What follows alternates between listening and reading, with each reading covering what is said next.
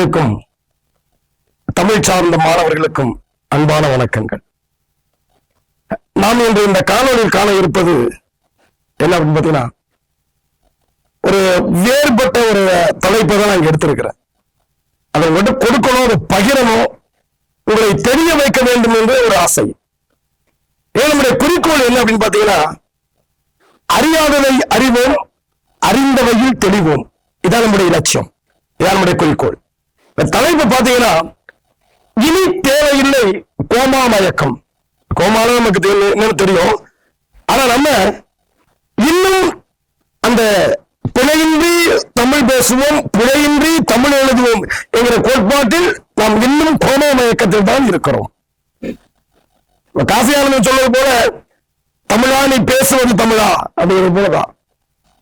அப்பனை டாடி என்று அழைத்தாய், அம்மாவை மம்மி என்று அழைத்தாய், குழந்தையை பேபி என்று அழைத்தாய், என்னடா தமிழை கொண்டு புதைத்தாய் அப்படிங்கிற காசியானந்தனுடைய வெளிப்பாடு இன்னைக்கு எல்லா இடங்களிலும் இருந்து கொண்டுதான் இருக்கிறது. அதுக்காக இந்த தலைப்பை எடுத்திருக்கிறேன். தலைப்பு இன்னொரு முறை பாரு, இனி தேவையில்லை கோமா மயக்கம். அது என்ன கோமா மயக்கம்? நான் அதுதான் இருந்து கொண்டிருக்கிறோம். இனியாவது இந்த காணொலிக்கு பிறகு அந்த மயக்கம் இருக்கக்கூடாது என்பதை ஒரு மிகப்பெரிய பிரார்த்தனை, மிகப்பெரிய வேண்டுகோள். அந்த வேண்டுகோளையும் அந்த பிரார்த்தனையும் இந்த காணொலியில் உங்களுக்கு நிவர்த்தி செய்ய வேண்டும் என்பது மிகப்பெரிய இருக்காவா, மிகப்பெரிய ஆசை. சரி வாங்க, அவாக்குள்ளையும் ஆசைக்குள்ளே போய் பார்ப்போம். என்னதான் அவா இருக்கு, என்னதான் ஆசை இருக்கு, என்ன மயக்கத்தை இவர் கோம மயக்கத்தை தெரிய வைக்கிறாரு அப்படிங்கிறத பார்ப்போமே. அதுல இந்த முதல் பாத்தீங்கன்னா, நெடுங்காலமாக நமக்கு இருந்து வரக்கூடிய இரண்டு சிக்கல் நெடுங்காலமாய் தொடர்ந்து நமக்கு இலக்கணத்தில் எழுதும் போது பேசும் பொழுது ஏற்படக்கூடிய பிழைகள், ஏற்படக்கூடிய சிக்கல்கள் இரண்டு வருகிறது. என்ன? ஒன்று, கல்லும் போட்டு அதற்கு ஒற்றும் போடலாமா என்பதுதான். அது என்ன? கல்லும் போட்டு அதற்கு ஒற்றும் போடலாமா என்ற ஒரு குளறுபடிதான், ஒரு குழப்பம்தான் இன்று வரை நமக்கு நெடுங்காலமாக இருந்து கொண்டே வருகிறது. அதுக்கு அடுத்து பாத்தீங்கன்னா, இது ஒரு முக்கியமான செய்தி. முதலில் கல் என்பது முதலில் சொல்லா. இது தெரிந்து கொண்டோம் என்றால் அங்கு ஒற்று வருமா இல்ல ஒற்று வராதா, இந்த கல் என்கிற விகுதி எதுக்கு பயன்படுத்த பெரும்பான்மை நம்ம தெரிந்து கொள்ளலாம். அப்படி பார்க்கும்போது கல் என்பது முதலில் சொல்லா, இல்லை கல் என்பது ஒரு விகுதியா? இந்த ஐயப்பாடை நம்ம கண்டிப்பா தெரிஞ்சுக்கணும். இந்த ஐயப்பாடை தெரிஞ்சுக்கிட்டாலே போதும். சொல்லா அல்லது விகுதியா இந்த ஐயப்பாடு. இந்த கல் என்பது அது சொல்லினை குறிப்பதா, இந்த கல் என்பது அல்லது ஒரு விகுதியை குறிப்பதா என்பதை நாம் தெரிந்து கொண்டோம் என்றால், இந்த கல் என்கிற சொல்லை எப்படி லாபகமாய் அழகாய் அந்த வரிகளுக்கு ஏற்ப எந்த சொல்லிற்கு ஏற்ப பயன்படுத்தலாம் என்கிற விதியை நாம் தெரிந்து கொள்ளலாம். அடுத்து பாருங்க, தொல்காப்பியர் எதை சுட்டுவதற்கு கல் என்பதை பயன்படுத்தினார்? அப்ப என்ன சொல்லுவார் அப்படின்னா, இந்த கல் என்பதற்கு பாத்தீங்களா, இது எதை சுட்டுவதற்கு தொல்காப்பியர் பயன்படுத்தி இருக்கிறார். நான் ஏற்கனவே ஒன்று கேட்டீங்களா, கல் என்பது சொல்லா அல்லது கல் என்பது விகுதியா? அந்த கேள்வி இருக்கு. அந்த கேள்வியோடு அப்படியே தொடர்ந்து வாங்க. அப்படி வந்தாலும் இன்னும் உங்களுக்கு தெரியாது விகுதியா சொல்லா என்பது. சரிங்களா? அப்ப தொல்காப்பியர் எதை சுட்டுவதற்கு கல் என்பதை பயன்படுத்தினார். நீங்க கூட சொல்லா விகுதியா இன்னும் சொல்லல. முன்னாடி கேட்ட கேள்வி இருக்கு பாத்தீங்களா, அந்த கேள்விக்கு நான் பதில் சொல்லல, விடை சொல்லல. கல் என்பது அது சொல்லா இருக்குமா இல்ல விகுதியா இருக்குமா என்று சொல்ல உங்களை அப்படியே ஒரு எதிர்பார்ப்பையே வைத்துக் கொண்டு போகிறேன். எதிர்பார்ப்புலயே இருக்கணும். என்ன சொல்ல போறாரு சொல்லா விகுதியா அப்படிங்கிற எதிர்பார்ப்போடு இருந்தாதான் அது கடையில் கொண்டு முடிக்கும் போது, ஓ இது அதுதானா, இதுதான் இப்படி வழங்கி கொண்டிருக்கிறோமா அப்படிங்கிற ஒரு மிகப்பெரிய எதிர்பார்ப்புக்கான ஒரு விடை கிடைக்கும் பொழுது அவ்வளவு ஆத்மார்த்தமான திருப்தி நமக்கு அடையும். அதுக்காக வேறு ஒன்றும் இல்லை. சரிங்களா? ஆகையா தொல்காப்பியர் எதை சுட்டுவதற்கு கல் என்பதை பயன்படுத்தினார். இரண்டு, அந்த கல் இன்று எதை சுட்டுவதற்கு பயன்படுகிறது. மூன்று, அவ்வாறு கல் வரும்பொழுது எவ்விடத்தில் ஒற்று மிகும் என்பதையும் சரிங்களா? இந்த காணொளி நம்ம பார்க்கணும். நல்ல தெளிவா தெரிஞ்சுங்க. கல் என்பது இன்று எதை சுட்டுவதற்கு பயன்படுகிறது? அப்ப தொல்காப்பியர் கல் என்பதை எதை சுட்டுவதற்கு பயன்படுத்தி இருக்கிறார்? நிறைய ஐயப்பாடுகள். தொல்காப்பியர் கல் என்ற விதியை கல் என்பதை எதுக்கு கொண்டு வந்தாரு? அந்த கல் இன்று எதை சுட்டுவது? அவ்வாறில் அந்த கல் வரும் இடங்களில் வல்லெழுத்து, அது வல்லத்து மிகுமோ மிகாதா என்ற எக்கச்சக்கமான கேள்விகள் இருக்கு. எண்ணிக்கை இல்லாத கேள்விகள் நிறைய உண்டு. சரிங்களா? அப்படி பார்க்கும் பொழுது அடுத்த பாருங்க, இப்ப சொல்ல போறேன், அதுக்காக விடை சொல்ல போறேன். தொல்காப்பியர் கல் என்பதை ஒரு தனி சொல்லாக சுட்டாமல், தனி சொல்லாக சுட்டல. தொல்காப்பியர் அந்த கல் என்பதை ஒரு தனி சொல்லாக சுட்டாமல் அப்ப எதுவாக சுட்டி இருக்கிறார்? அகிரிணையை சுட்டும் ஒரு வெகுதியாக. உள்ளூர் கேள்வி கேட்டிருந்த பாத்தீங்களா? இந்த கேள்வி சொல்லிட்டேன். சரியா? என்ன கேள்வி? கல் என்பது சொல்லா அல்லது வெகுதியா? அப்ப கல் என்பது எது கிடையாது அப்படின்னா சொல் கிடையாது. அது கல் என்பது ஒரு விகுதி, அவ்வளவுதான். கல் என்பது என்ன? இல்ல சொல் கிடையாது, தனி சொல் கிடையாது, அது ஒரு விகுதி. ஏன் அப்படின்னா இந்த கல் என்பதை பாருங்க, இந்த கல் என்பதை நாம் ஒரு தனி சொல்லாக பயன்படுத்தும் பொழுதுதான் நமக்கு என்ன ஏற்படுது அப்படின்னா மிகப்பெரிய குளறுபடி ஏற்படுகிறது, மிகப்பெரிய ஐயங்கள் ஏற்படுகிறது. சரிங்களா? எப்படி அப்படின்னா ஒன்றில. சரிங்களா? அப்ப அக்ரிணையை சுட்டும் ஒரு விகுதியாக பயன்படுத்துகிறார். அக்ரிணையை சுட்டுவதற்கு, அக்ரிணையில் இதை சுட்டுவதற்கு, பன்மையை சுட்டுவதற்கு. அக்ரிணையில் எதை கேள்வி எழுப்புங்களா? அப்ப அக்ரிணையில் எதை ஒருமையா இல்ல பன்மையா? எதை சுட்டுவதற்கு கல் என்கிற விதியை அவர் பயன்படுத்தியிருக்கிறார் அப்படின்னா அக்ரிணையை சுட்டுவதற்கு கல் என்கிற விதியை தொல்காப்பியர் பயன்படுத்தி இருக்கிறார். அந்த அக்ரிணையை எதை சுட்டுவதற்கு அப்படின்னா பன்மையை சுட்டுவதற்கு கல் என்னும் விதியை சரியா தொல்காப்பியர் பயன்படுத்தி இருக்கிறார். ஆனா நம்ம என்ன பண்றோம் அப்படின்னா கல் என்பதை ஒரு தனி சொல்லாக எடுத்துக்கொண்டு எழுதுவதால் தான் நமக்கு ஏகப்பட்ட பிழைகள் ஏற்படுகிறது. என்ன எப்படி நம்ம இந்த வழக்கமா பயன்படுத்துவது வாழ்த்து இக்கள் வாழ்த்துக்கள் அப்படி என்ன? வாழ்த்துக்கள் அப்படின்னா என்ன? ஒரு வாழ்த்தை அழுத்தி சொல்லுவதான். வெற்றி பெற்றது வாழ்த்துக்கள் கிடையாது, வாழ்த்துக்கள் அப்படின்னு அழுத்தி சொல்லுவது. ஆகையால் இந்த ஒற்றை. சரிங்களா? அப்ப இது சரியா அப்படின்னா தவறு. அது ஏன் தவறு? என்ன காரணம்? ஏன் தவறு என்கிறோம் அப்படின்னு பாத்தீங்கன்னா இங்க ஏன் தவறு என்று சொல்வதற்கான காரணம் என்ன அப்படின்னா இங்க கல் என்பதை நாம் எவ்வாறு எடுத்துக்கொள்கிறோம் அப்படின்னா அதை ஒரு சொல்லாக எடுத்துக்கொள்கிறோம். சொல்லாக எடுத்துக்கொள்ளும் பொழுதுதான் அங்கு என்ன ஏற்படுது அப்படின்னா பிழை என்பது ஏற்படுகிறது, மிகப்பெரிய பிழை ஏற்படுது. அப்ப மிகப்பெரிய பிழை ஏற்படுகிறது. சரிங்களா? அப்ப இந்த கல் என்பதை நம்ம எதுவாக எடுத்துக்கொள்ள கூடாது அப்படின்னா சொல்லாக எடுத்துக்கொள்ள கூடாது. பிறகு எதுவாக எடுத்துக்கொள்ள வேண்டும் அப்படின்னா கல் என்பதை ஒரு விகுதியாக எடுத்துக்கொள்ள வேண்டும். அப்ப விகுதியாக எடுத்துக்கொள்ள போகும்போது அங்கு எது வராது? இந்த இக்கு என்ற வல்லொற்று மிகாது. வல்லொற்று மிக வேண்டும் என்ற அவசியம் இல்லை. சரிங்களா? ஆனா நமக்கு என்ன சொல்லுவாங்க?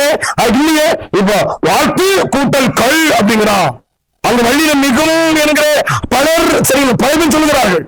என்ன அப்படின்னா இந்த கல் என்னும் விதிக்கு முன்னால் இக்கு போட்டு எழுதக்கூடிய எழுத்தாளர்கள் எத்தனை பேர் இருக்காங்க? 1,10,000 பேர் இருக்கிறான்.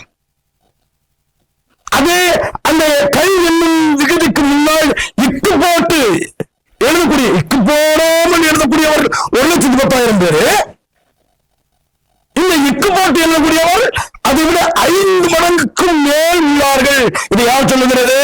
அந்த கூகுள் பூதத்தை தட்டி கேட்கும் பொழுது அந்த கூகுள் பூதம் நமக்கு விடை சொல்லுகிறது. என்ன விடை? கும்பல் போட்டு போய் தட்டி கேட்கிறோம், கல்விக்கு முன்னால் இக்கு போட்டு எழுதும் பழக்கமுடையவர்கள் எத்தனை பேர் உள்ளார்கள் அப்படின்னா 5 லட்சத்துக்கு மேல் உள்ளார்கள். 5 லட்சத்துக்கு மேல் உள்ளார்கள். அந்த கல்வி என்பதற்கு முன்னால் இக்கு போடாமல் எழுதக்கூடிய வாசகர்கள் எழுத்தாளர்கள் எத்தனை பேர் இருக்கிறார்கள் அப்படின்னா அதிலே அந்த அந்த அந்த 5 மடங்குல இருந்து 1 மடங்கு தான் இருக்கிறார்கள் என்பதை கூகுள் புத்தகம் சொல்லுகிறது. நமக்கு அது கண்டுபிடிச்சு சொல்லுகிறது. சரிங்களா? ஏன் அதுக்கு என்ன காரணம் அப்படின்னா இந்த கல்வி என்பதை நாம் ஒரு தனி சொல்லாக பார்ப்பதினால், தனி சொல்லாக பார்க்கும்போதுதான் இந்த பிழை என்பது ஏற்படுது. அப்ப கல்வி என்பது தனி சொல் அன்று. தொல்காப்பியர் சொல்லுங்க, ஐயா இது எப்படி நீங்க சொல்றீங்க? தொல்காப்பியர் கல்வி என்னும் விகுதியை சரியா விகுதியாய் பயன்படுத்தியிருக்கிறார். அந்த விகுதி அகிலையில் பன்மையை சுட்டுவதற்கு தான் பயன்படுத்தினார் என்பதை அதுக்கு என்ன சான்று? தொல்காப்பியர் சொன்னார், நன்னூலா சொன்னார், அது சங்க இலக்கியங்கள் வருகிறது, இன்னும் சரி, அதுக்கு என்ன சான்று இருக்கு அப்படின்னு பார்க்கும்போது அப்ப தொல்காப்பியர் இந்த விதியை எப்படி சொல்றார் அப்படின்னா, கல்வியோடு இந்த விதியை பாருங்க, கல்வியோடு சிவனும் அவ்வியர் பெயரே கொள்வழி உடைய பல அறி சொற்கே அப்படின்னு சொல்றாரு. கொள்ளும் வழி உடைய பல அறி சொற்கே. அப்ப கல்வியோடு சிவனும் அப்படிங்கிறது தன்னகரம் இருந்தீங்கன்னா, அப்ப சிவனும் என்பது பொருந்துதல், பொருந்துமாறு. அப்ப கல்லூரி சிவனும் அவ்வியர் பெயரே கொள்ளும் வழி உடைய பல அறி சொற்கே. அப்ப பல அறி சொற்கே அப்படின்னா அந்த பன்மையை உணர்த்த, பன்மையை உணர்த்துவதற்கு. அப்ப அவ்வியர் பெயரே அப்படின்னா என்ன? அகிரிணையை சுட்டக்கூடிய அகிரிணை இயற்பெயர்கள், அகிரிணை இயற்பெயர்கள் பன்மையை சுற்றுவதற்கு அப்ப கல் என்னும் ஒரு விகுதியை பெறுகிறது. அகிரிணையில் வழங்கக்கூடிய ஒரு பெயர் சொல், இதெல்லாம் தெளிவா கேட்டுங்க, அகிரிணையில் வழங்கக்கூடிய ஒரு பெயர் சொல் பன்மையாகும் பொழுது அது எதை ஏற்கிறது அப்படின்னா கல் என்னும் விகுதியை ஏற்கிறது, ஏற்று அது பன்மையாக மாறுகிறது அப்படின்னு தொல்காப்பியர் சொல்லுகிறார்.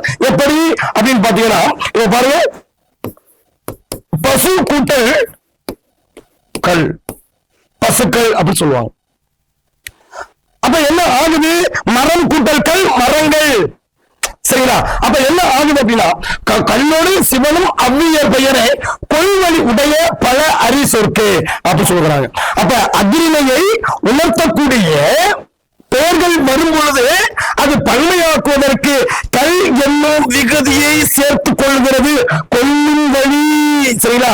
அது கல் என்னும் விகுதி தன்னகத்தை கொண்டு இயங்குகிறது. அப்ப ஒன்னே ஒன்று நமக்கு தெளிவாக தருகிறது. என்ன அப்படின்னா இந்த கல் என்னும் விகுதியை தொல்காப்பியர் எதற்கு மட்டும் பயன்படுத்தி இருக்கிறார் அப்படின்னா அகிரிணையில், சரிங்களா, அகிரிணையில் எது அப்படின்னா பன்மையை உணர்த்துவதற்கு மட்டுமே. சரிங்களா? அப்ப இந்த அகிரிணையில் ஒருமை வரும் பொழுது அந்த ஒருமையை பன்மையாக்குவதற்கு மட்டுமே கல் என்னும் விகுதியை தொல்காப்பியர் பயன்படுத்தியிருக்கிறார். அது ஒரு செய்தி. இன்னொரு செய்தி பாருங்க, இதே போல கொள்ளும் வழி உடைய பல அரிசி, கொள்ளும் வழி அப்படின்னா என்ன அப்படின்னா, அப்ப கொள்ளும் வழி அப்படின்னா என்ன? தொல்காப்பியர் காலத்திற்கு முன்பே, தொல்காப்பியர் காலத்துக்கு முன்பே என்ன இருந்திருக்கு அப்படின்னு பாத்தீங்கன்னா அகிரிணையில் பன்மையை உணர்த்தக்கூடிய விகுதிகள் இருந்திருக்குங்க என்பதையும் சொல்லுகிறான். கல்வி என்னும் விகுதியை சேர்த்துங்க, கல்வி என்னும் விகுதி அகிரிணைக்கு உரியது. அவ்வாறு கல்வி என்னும் விகுதியை சேர்ப்பதற்கு முன்பாகவே அகிரிணையில் பன்மையை உணர்த்தக்கூடிய அந்த விகுதிகள் இருந்திருக்கும் என்பதையும் அவரு சொல்கிறார். எப்படி அப்படியே இந்த விதியை பாருங்க, தென்னிலை உடைய அகிரிணை ஏற்பெயர் ஒருமையும் பன்மையும் வினையோடு வரினே. இதோடு அது கொண்டு முடியக்கூடிய வினையை வைத்து அவை ஒருமையா அல்லது பன்மையா என்பதை அறிய முடிகிறது என்கிறார். எங்க அப்படின்னா அது வினையோடு முடியக்கூடியது. எது வினையோடு முடியக்கூடியது? அகிரிணை. சரிங்களா? அப்ப அகிரிணையில் வரக்கூடிய ஒரு பெயர் சொல் சான்று ஆ, அவை அகிரிணை. இல்ல மாடு, அவை அகிரிணை. சரிங்களா? அகிரிணை இரண்டு எதை உணர்த்துகிறது அப்படின்னா, அகிரிணையில் இவை இரண்டுமே எதை உணர்த்துகிறது அப்படின்னா, ஒருமையை உணர்த்துகிறது. ஒருமையை உணர்த்துகிறது. அவ்வாறு இயல்பாய் வரக்கூடிய அகிரிணை பெயர்கள், சரிங்களா, அது ஒருமையாகவும் பன்மையாகவும் எதை கொண்டு அறிய முற்பட்டது? எப்ப கல்வி என்னும் விகதியை தொல்காப்பியர் பயன்படுத்துவதற்கு முன்னாகவே அகிரிணையில் பன்மையை உணர்த்தக்கூடிய சொற்கள், அது ஒருமையை உணர்த்தக்கூடிய சொற்களும் இருந்திருக்கு, பன்மையை உணர்த்தக்கூடிய விகதிகளும் இருந்திருக்கு என்பதை சொல்கிறார். அது எப்படி அந்த விகதி எவ்வாறு அறிவது அப்படின்னு பார்ப்போமையானால், அந்த என்ன சொல்லிருக்கா, அவ்வாறு வரக்கூடிய அகிரிணை இயற்பெயர்கள் அது கொண்டு முடியக்கூடிய வினையை வைத்து அவை அகிரிணையில் ஒருமையா அகிரிணையில் பன்மையா என்பதை அறிய முடிகிறது. முன்பே சொல்லல. அப்ப ஆ என்பது ஒருமை, இங்கு ஆ என்பதும் ஒருமைதான். அப்ப இரண்டும் ஒருமைகள் தான். இந்த இரண்டு ஒருமைகளும் எதை கொண்டு? அது கொண்டு வினையை கொண்டு, வினை வரிலே வர்மொழியிலே அது பயனிலை பார்த்தீங்களா, அந்த வினையை வைத்துதான் அதை ஒருமையா பன்மையா என்பதை. அப்ப ஆ வந்தது, இது எது எது சொல்லுகிறது? ஒருமையை சொல்லுகிறது. அடுத்து ஆ வந்தன, ஆ வந்தன. அப்ப இது எது சொல்லுகிறது? பன்மையை சொல்லுகிறது. அப்ப இங்க தொல்காப்பியர் சொல்ல வரவில்லை. ஏன் சொல்றோம் அப்படின்னா, இந்த முன்னாடி கொள்வழி உடைய பல அரிசொருக்கு. அப்ப அந்த அகிரிணையில் பன்மையை உணர்த்துவதற்காக மட்டும்தான் இந்த கல்வி விதியை பயன்படுத்த வேண்டும் என்று சொல்கிறான். கொள்ளும் வழி அப்படிங்கிறான். அகிரிணையில் பன்மை உணர்த்துவதற்கு அகிரிணை ஒருமையாக வரக்கூடிய சொல், அது பன்மையாக மாறும்போது அந்த கல்வி என்னும் விகுதியை கொள்ளலாம். அப்ப கொள்ளலாம் அப்படின்னா அப்ப என்ன பொருள்? இதுக்கு முன்னாடியே அகிரிணையில் பன்மையை உணர்த்தக்கூடிய விகுதிகள் இருந்திருக்கிறது என்பதை அங்கு ஒரு கோடிட்டு அடிக்கோடிட்டு தொல்காப்பியர் காட்டுகிறார். அந்த அடிக்கோடிட்டு காட்டக்கூடிய தொல்காப்பியர் அதுக்கும் விதியை அவர் சொல்கிறார். அதுக்கும் விதியை அப்படியே சொல்கிறார். எங்க நல்லா கவனிச்சுங்க.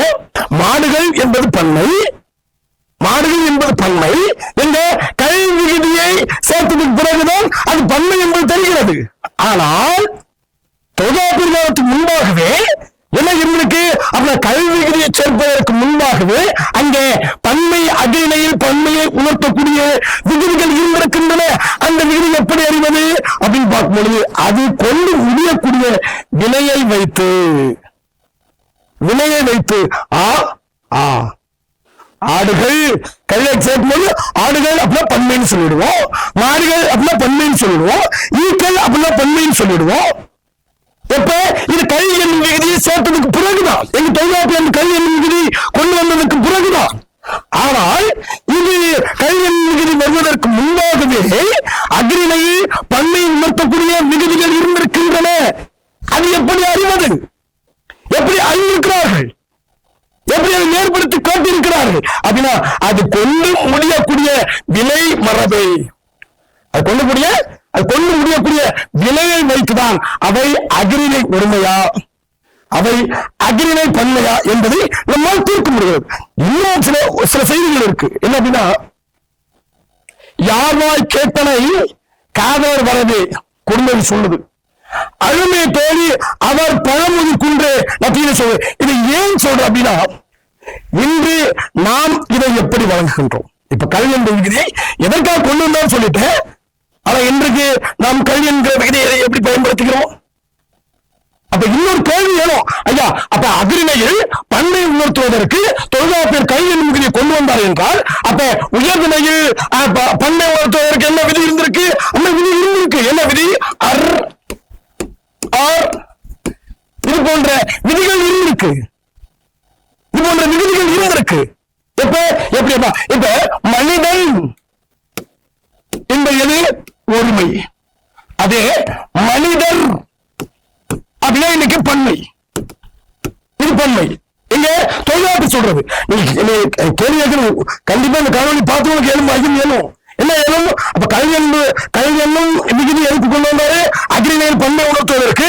அப்ப உயர்திணைகள் பன்மை உணர்த்துவதற்கு என்ன விகுதி இருக்கு அப்படின்னா அரு இருக்கு. அரு ஆர் பெருமார் இது எல்லாம் எது உயர்திணையில் பன்மை உணர்த்தக்கூடியது.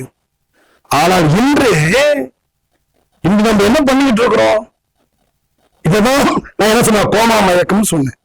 இதுவரை சொன்ன தொல்காப்பியர், இதுக்கு பிறகு சொல்ல நானும் என்ன அப்படின்னா இன்னைக்கு அந்த கல்வி என்பதை நம்ம எங்க பயன்படுத்துகிறோம்?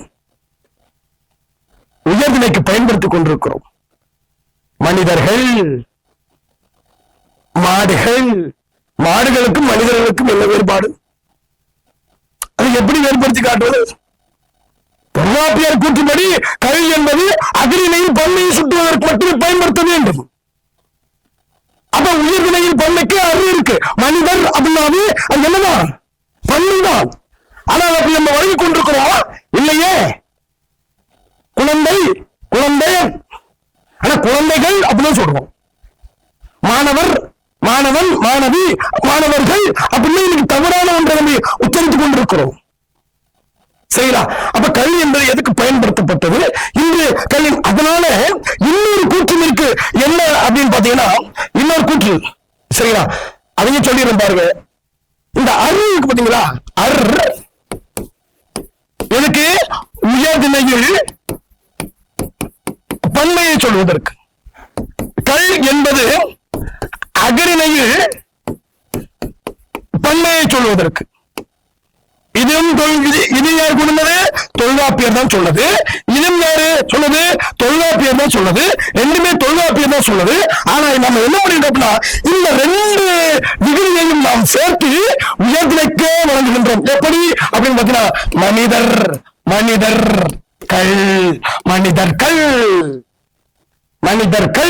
அது தேவன் என்பது ஒருமை இல்லைங்களா? அப்ப அது பன்மையாக்குவதற்கு எங்க தொல்காப்பியப்படி தேவர் அப்படின்னு சொல்றோம். அதுக்கு அடுத்து இந்த அகிரிணை சொல்லக்கூடிய கல்விங்கிற விகுதியையும் சேர்த்து தேவர்கள் அப்படிங்கிறோம். இது எப்படி வந்துச்சு? இது இன்னைக்கு ஏத்துக்கலாமா? ஏத்துக்கிறோமே, ஏற்றுக்கொள்ளுமே. ஏன்? இது காலத்தின் கட்டாயம். அப்ப உயர்நிலைகள் கல்வி என்னும் விகுதியையும் சேர்த்துக்கிறோம், அரு என்னும் விகுதியையும் சேர்த்துக் கொள்கிறோம். இதுக்கு என்ன விதி அப்படின்னா இது இரட்டை பன்மை விகுதிகள். அது டூயல் ஃப்ளூரல் அப்படின்னு சொல்லுவாங்க ஆங்கிலத்துல. டூயல் ஃப்ளூரல் அப்படின்னு சொல்லுவாங்க. அது தமிழ் சொல்லி இரட்டை பன்மை விகுதி. அரு என்பதையும் கல்வி என்பதையும் சேர்த்து மனிதர்கள், தேவர்கள், நரகர்கள், அரக்கர்கள், குழந்தையர்கள் அப்படின்னு அருளும் கல்லும் சேர்த்து வழங்கி கொண்டிருக்கிறோம். சரியா? ஆனா இது காலத்தின் கட்ட சரி என்பது கிடையாது. இது சரி இல்லை, தவறுதான். ஆனாலும் வழங்குகின்றோம். ஏன் அப்படின்னா ஒண்ணு இல்லை. ஏன் வழங்குகின்றோம்? என்ன காரணம் அப்படின்னா நாம் எனக்கு திரித்து வழங்குவதிலும் மாறுபட்டு வழங்குவதிலும் மறுவு சொல்வதிலும் திறமையானவர்கள். அது எதுவா இருப்பினும் சரி, அது இலக்கணமாக இருப்பினும் சரி, இலக்கியமாக இருப்பினும் சரி, எல்லாவற்றிலும் சரி. அதே போலதான் இங்கு எதை மறுவு இருக்கிறோம்? அதான் உயர்வு கருதி ஒன்றில எங்க அப்பாவை பார்க்கிறேன். பார்க்கும்போது அப்ப எப்படி சொல்லணும்? அப்பன் ஒருவன் தான். சரிங்களா? அப்பன் இவன் என் தந்தை, இவன் என் தந்தைன்னு சொல்லணும். இவள் என் தாய்.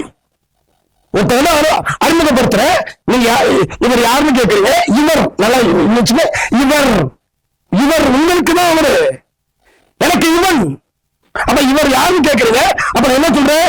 இவன் என்னுடைய தந்தை, இவன் என் தந்தை, இவன் என் தாய் அப்படின்னு அவன் இவன் சொல்ல முடியாது. அவன் ஏன் ஒருமை அப்ப சொல்ல முடியாது.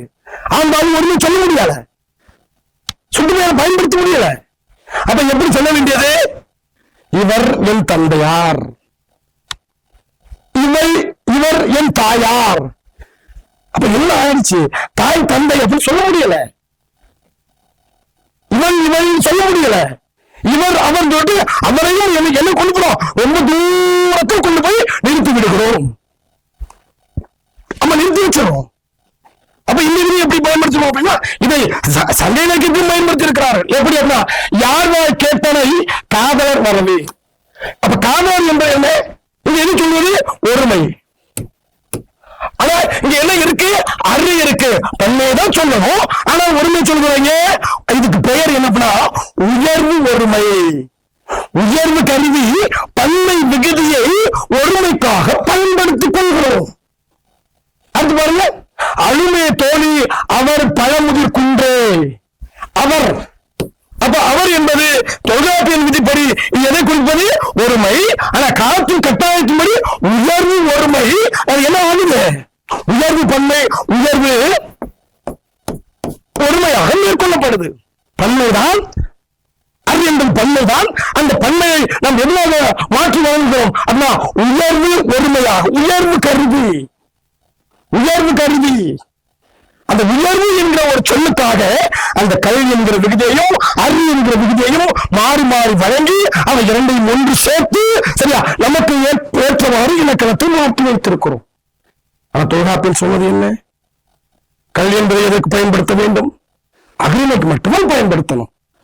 நம்ம என்ன பண்றோம்? தேவர்கள் அப்படி இறைவனுக்கே கல்வி விதியை போட்டுட்டோம். தேவர்கள் அப்படின்னு இறைவனுக்கே கல்வி விதியை போட்டு இறைவனும் அகிலனாக வழங்கி கொண்டிருக்கிறோம். அப்ப கல்விங்கிற விதி அகிலனுக்குரியது. இருப்பினும் உயர்வு கருதி, உயர்வு உயர்வுன்னு சொல்லிவிட்டாங்க. உயர்வு கருதி அந்த விகுதியை நாம் இன்று மாறி மாறி திருப்பி இன்று வழங்கி கொண்டிருக்கிறோம். சரிங்களா? இதெல்லாம் கல்வி விகுதி. இதன் நெடுங்காலமா இருந்து வரக்கூடிய பெரிய சிக்கல்கள். 2 சிக்கல்கள் சொன்னேன். அதுல ஒன்று கல்வி விகுதி. அது தனி சொல்லா விகுதியா உங்களுக்கு ஐயம் நீங்கி இருக்கும் என்று நினைக்கிறேன். அது கல்வி என்பது என்ன கிடையாது, என்ன கிடையாது? சொல் அன்று. அது தனி சொல் அன்று. அது என்னது? அது ஒரு விகுதி. அது இன்னொரு ஐயம் தோன்றி இருக்கணும். அப்ப ஐயா நீங்க சொல்றீங்க கை என்பது விகுதின்னு சொன்னீங்க. ஆனால் அதே கல்வி என்பது குடிக்கும் மது குடிக்கின்ற கல்வியும் குறிப்பதே. அப்ப என்ன? அப்ப அது தனி சொல்லுதான். அப்பொழுது தனி சொல்லுதான். அப்ப என்ன வரும்? இப்ப ஒண்ணுங்க தோப்புக்கள். சரிங்களா? பிரிக்கும் பொழுது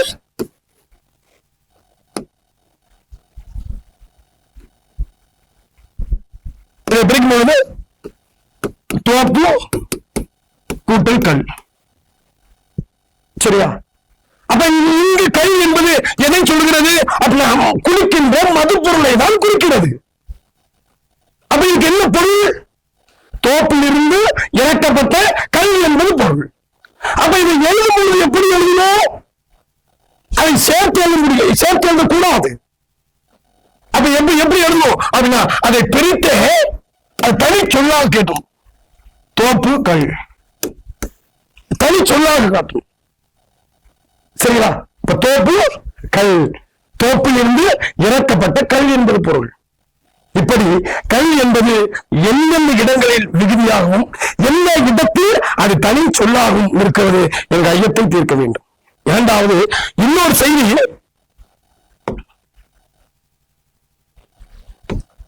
இன்னொரு செய்தியை பார்க்கிறீங்கன்னா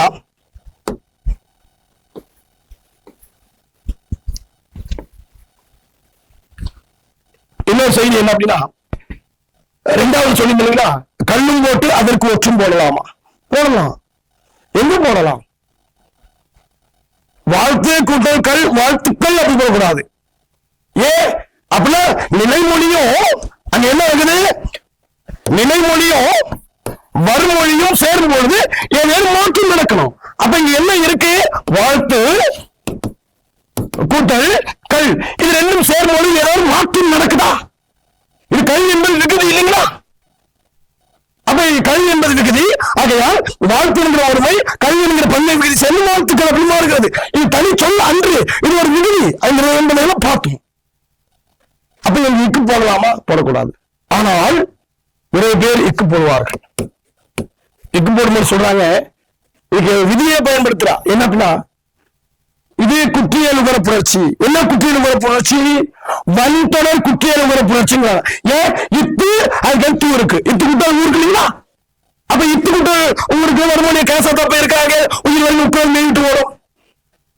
அப்படிங்கிற விதியை பயன்படுத்தி இதை பார்க்கறதே கிடையாது. இங்க என்ன இருக்கு? அந்த விதியையும் முழுமையாக பயன்படுத்தினாலும் அது கிடையாது. வன்தமிழ் குற்றியலுகரம். ஆனா வன்தமிழ் குற்றியலுகம் வரும்பொழுது ஒரு மொழியில் என்ன இருக்கு, இங்க இக்கு தோன்றுகிறது, ஆகையால் வாழ்த்துக்கள் அப்படின்னு நம்ம வழங்கி கொண்டிருக்கிறோம். அவ்வாறு கிடையாது, அவ்வாறு பயன்படுத்தல் கூடாது. அப்ப கல் என்பது தனி சொல்லாக சில இடங்களில் பயன்படுத்த வேண்டும். சில இடங்களில் அப்படி பார்க்கும் பொழுது எந்த இடத்தில் வல்லினம் மிகுது அப்படின்னா, ஒன்று நெடிலை அடுத்து கல் என்னும் விகுதி வரும்போது, எப்படி ஈ கூட்டல் கல், ஈக்கள், ஈ கூட்டல் கல், ஈக்கள் அப்படின்னா. அதுபோல பூ கூட்டல் கல், பூக்கள். அப்ப நிலைமொழி சரிங்களா, நிலைமொழி முதல் இடத்து என்ன இருக்கணும், நெடிலெடுத்தை தொடர்ந்து வரக்கூடிய கல் என்ன சொல்லுக்கு அப்புறம் என்ன மிகுது அப்படின்னா வல்லினம் மிகும் அப்படிங்கிறாங்க. அது அதுக்கப்புறம் இரு தனிக்கோ இரு குறில், அதுக்கு அடுத்து பாத்தீங்கன்னா இரு குறில் அப்படிங்கிறான். இரு குறில் எப்படி, பசு கூட்டல் கல், இக்கு தோன்றி பசுக்கள், சரி இப்படி வருகிறது. அப்ப இரு குறியில் வரும் பொழுது மறுமொழியில கல் என்பது இருந்தால் அங்கு வல்லினம் மிகுது அப்படிங்கிறது. அப்ப நல்லா ஒன்னே நினைவு வச்சுங்க, இது போன்ற இடங்கள் மரம் கூட்டல் கல், மரங்கள், மெல்லினம், அது மூக்கின் ஒளியாகிய மெல்லினம் தோன்றக்கூடிய இடங்கள். அது மகரீட்டு புணர்ச்சி சொல்லுவாங்க. மகரீட்டு புணர்ச்சி கல் வரும் பொழுது சரியா, மகரீட்டு புணர்ச்சி கல்லை தனியாக பிரிக்க கூடாது. அப்ப கல் என்றதுக்கு முன்னாடி எங்க மெல்லினம் வருகிறது அப்படின்னா மூக்கின் ஒளி வரும் பொழுது சரிங்களா. அது அங்கு எது தோன்றுகிறது அப்படின்னா மெல்லினம் தோன்றுகிறது. மரம் கூட்டல் கல், மரங்கள் அப்படி சொல்றது. கொலுசுகள், கொலுசு கூட்டல் கல். அப்ப முன்வெழுத்துக்கள், முன்வெழுத்து குறியெழுத்தால் வரும்பொழுது நிலைமொழி எழுத்து முன்வெழுத்து குறியெழுத்தால் வந்து வருமொழியில அந்த கல் என்பது இருந்தால் அங்கு வல்லினம் மிகாது. கொலுசு கூட்டல் கல், கொலுசுகள், கணு கூட்டல் கல், கணுக்கள் சரிங்களா. கணு கூட்டல் கல், கணுக்கள் கண்டு வரும். ஏன் அப்படின்னா அது இருகுறில், இருகுறில அடுத்து தொடர்ந்து வரக்கூடிய கல்வியின் மிகுதி சரிங்களா. ஆகையால் ஒவ்வொரு நிலையை வைத்துக் கொள்ளுங்கள். இனியாவது கல் என்பது எதற்கு பயன்படுத்த வேண்டும். சில நேரங்களில் மனிதர் அப்படின்னு இருப்பாங்க, ஆனா நம்ம என்ன நிறைய பேரு மனிதர்னு சொல்லக்கூடாது, மனிதர்கள் அப்படின்னு சொல்லணும். ஏன் மனிதர்கள் என்பதுதான் பன்மை அப்படிங்கிறோம். இல்லை, மனிதர்கள் என்பது பன்மைதான். அது நம்ம இன்று வழங்கி கொண்டிருக்கிறோம். இரட்டை பன்மை மிகுதியை உயர்திணை பன்மைக்கு பயன்படுத்திக் கொண்டிருக்கிறோம். ஆக கல் என்பது அகிரிணையை பயன்படுத்துவதற்காகவே தொல்காப்பியர் கொண்டு வந்திருக்கிறார். எனவே இக்காணொலியில் கல் என்னும் சொல் விகுதி இல்லை, கல் என்னும் சொல் தனி சொல் இல்லை, அது விகுதி சொல். அந்த விகுதி சொல்லை தொல்காப்பியர் எதை சுட்டுவதற்கு பயன்படுத்தி இருக்கிறார். இன்று எதை சுட்டுவதற்கு நாம் பயன்படுத்தி கொண்டிருக்கிறோம். அவ்வாறு சுட்டும் பொழுது அந்த இடத்தில் வல்லினம் மிகுமா மிகாதா என்பதற்கான சான்றையும் அதற்கு சங்க இலக்கியங்கள் என பதிவு சொல்லுகிறது என்கிற சான்றையும் நாம் காண்போம். ஆக இக்காணொலிக்கு பிறகு இந்த கல் மீது உங்களுக்கு மயக்கம் இருக்காது என்று நினைக்கிறேன். ஒருவேளை அந்த கல் மயக்கம் போதாது எனில் அதுக்கு பேரு கல் மயக்கம் இல்லை, கோலா மயக்கம் அப்படின்னா. இந்த கோலா மயக்கம் இந்த காணொலியில் தெள்ள தெளிவாக தீர்ந்திருக்க வேண்டும். ஆகையால் கல் விகுதி பொறுத்த மட்டில் இனி தேவையில்லை கோமா மயக்கம். நன்றி, வணக்கம்.